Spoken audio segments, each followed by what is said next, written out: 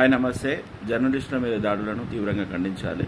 అది ప్రజాస్వామ్యానికి మంచి పద్ధతి కాదు. ఇప్పుడైనా రెండు రాష్ట్రాల ముఖ్యమంత్రులు, ఆంధ్రప్రదేశ్, తెలంగాణ ముఖ్యమంత్రులు ఖచ్చితంగా బేషరతుగా క్షమాపణ చెప్పాలి. అందుకు బాధ్యులైన వారిని కఠినంగా శిక్షించాలి. లేకుంటే ప్రజాస్వామ్యం బతకది. ఇదే విధంగా దాడులు కొనసాగిస్తే అది మన రాష్ట్రాలకు మంచి పద్ధతి కాదు. ఇది కొత్త పద్ధతిగా నడుస్తూ ఉంది. ఇంతకుముందు కూడా ప్రభుత్వాలు చేసినాయి, కానీ మనకు వాళ్ళు ప్రజలు గుణపాఠం చెప్పినాక కూడా మీరు ఈ విధంగా ప్రవర్తించడం మంచి పద్ధతి కాదు. ముఖ్యంగా నిన్న ఉస్మానియా యూనివర్సిటీలో ఒక జర్నలిస్టును అమానుషంగా కొట్టే ప్రయత్నం చేశారు. అది మంచి పద్ధతి కాదు. గలీజ్ మాటలు మాట్లాడే ప్రయత్నం చేశారు. అది మంచి పద్ధతి కాదు.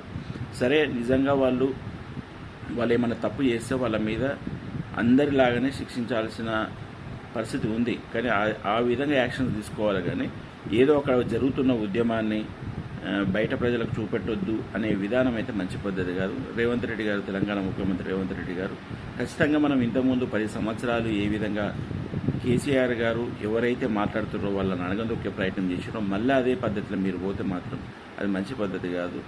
అది అటువంటి పద్ధతులు మనము ఎట్టి పరిస్థితులు చేయొద్దు. అది మీరే చెప్పారు. ఖచ్చితంగా ఎలాంటి కక్ష సాధింపు చర్యలు ఉండవు. ఎలాంటి ధర్నా చేసుకునే వాళ్ళకి ఫ్రీగా ఉంటాము, వాళ్ళ బాధలు వింటామని చెప్తారు. సరే, మీరు డిఎస్సి విషయంలో వాళ్ళేమో గడువు కోరుతూ ఉన్నారు. మీకు ఒక ఆన్సర్ చెప్పే ప్రయత్నం చేసిర్రు. కానీ ఒకవేళ నిజంగా వాళ్ళు ఆ ఉద్యమం చేస్తే చేయనియండి.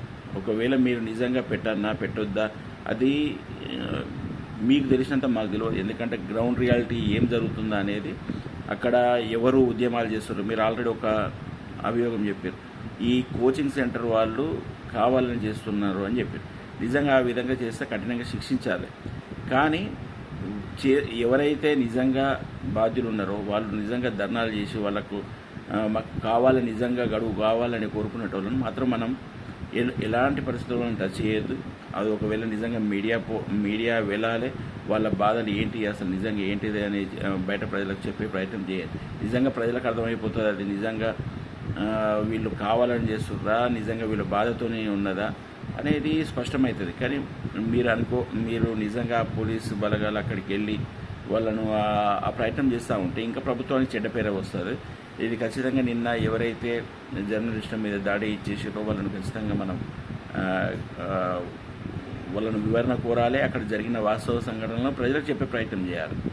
ఇంకోటి, ఆంధ్రప్రదేశ్లో డెక్కన్ క్రానికల్ ఆఫీస్ మీద ఘోరం.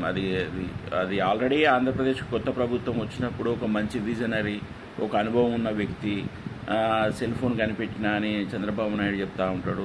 అదేవిధంగా అలెక్సా ఎక్కడ కరెంటు పోయిందో అంటే అటువంటి టెక్నాలజీలను తీసుకొచ్చే గొప్ప నాయకుడు చంద్రబాబు నాయుడు గారు. ఇప్పుడు అతను ముఖ్యమంత్రి అయిన తర్వాత ఏ విధంగా రాష్ట్రం పరిపాలిస్తుంది అనేది కూడా చూడాలి.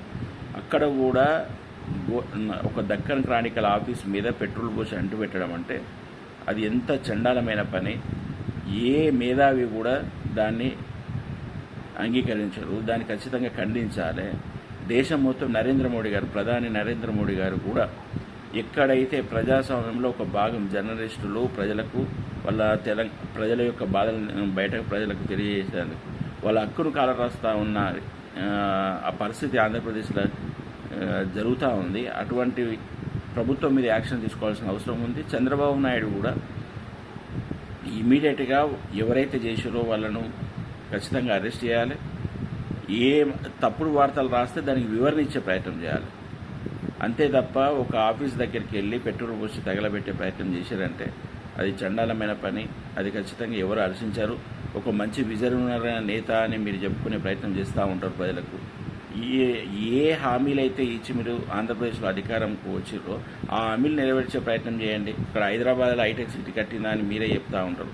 అలాంటి ఒక సిటీని నిర్మించి ఆంధ్రప్రదేశ్ ప్రజలకు ఒక మంచి ప్రయత్నం చేయాలి. కానీ ఇంతకుముందు ఒకవేళ ప్రభుత్వం చేసింది అనుకుందాం, వైఎస్ఆర్సీపీ దౌర్జన్యాలు చేసింది అనుకుందాం, వాళ్ళలాగానే మీరు చేస్తే మీరు కూడా రేపు 2029లో అదే పరిస్థితి రాదా? అటువంటి పరిస్థితులు రాకుండా ఒక మంచి పరిపాలన అందించాలని నేను కోరుతా ఉన్నా. ఈ రెండు రాష్ట్రాల ముఖ్యమంత్రులు ఖచ్చితంగా జర్నలిస్టుల మీద దాడులు జరిగే విషయాన్ని అయితే ప్రతి పౌరుడు ఖండించాలి. వాళ్ళకు మనము ఖచ్చితంగా అండగా ఉండాలని కోరుకుంటున్నాను. జై తెలంగాణ.